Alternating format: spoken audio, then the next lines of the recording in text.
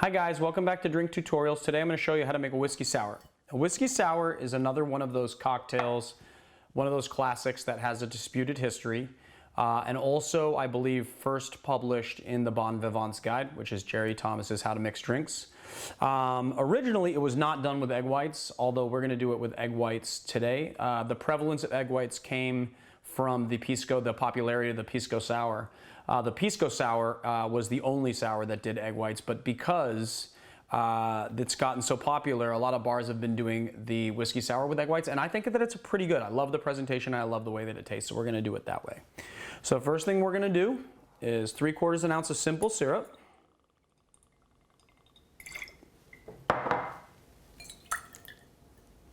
And then 3/4 ounce of lemon juice. And then 2 ounces of Buffalo Trace bourbon.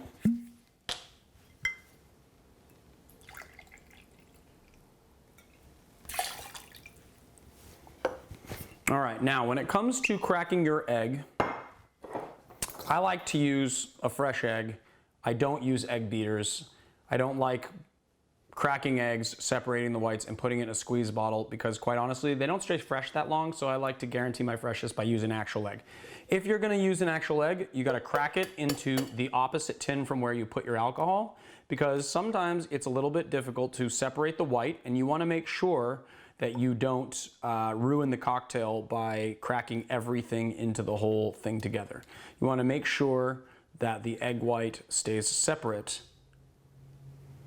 There we go, that's good enough. Take this egg, put it over here. And then you take your liquor, citrus, or in this case lemon, and simple syrup mixture, and you add it to the egg. And what you want to do is you want to let it sit for at least 10 seconds. And the reason why you want to let it sit for 10 seconds is because you want the citrus to start to cook the egg white. That's part of the reason why you get no bacteria, and it's actually not than raw egg. It kind of works a lot like ceviche where that citric acid will cook. And then the other reason why there's no bacteria in here and you don't have to worry about salmonella or anything like that is because the alcohol has killed whatever the citric acid didn't get, the alcohol got. So after 10 seconds, you shake it. For 10 seconds, dry with no ice.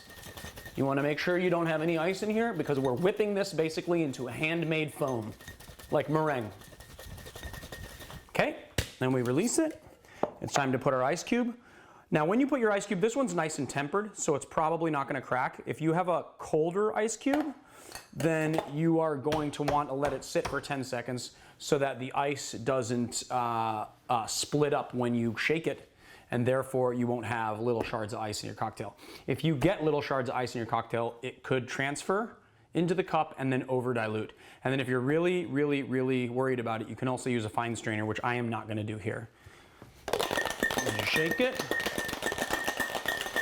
And of course, true to form, I forgot my shaker over there, my strainer over there, but that's okay. Shake it, shake it. You wanna make sure you get a good seal on your shaker too, because you don't wanna end up with a shirt full of egg white foam. And we'll transfer it to the glass now.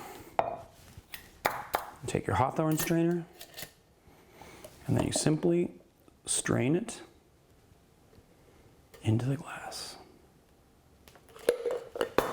And then, traditionally, bitters is your garnish. So you just want to do a little bitters thing. And if you want to get kind of, if you want to get presentational with it, you can take a spoon and you can just run it along there and kind of make some latte art style foam.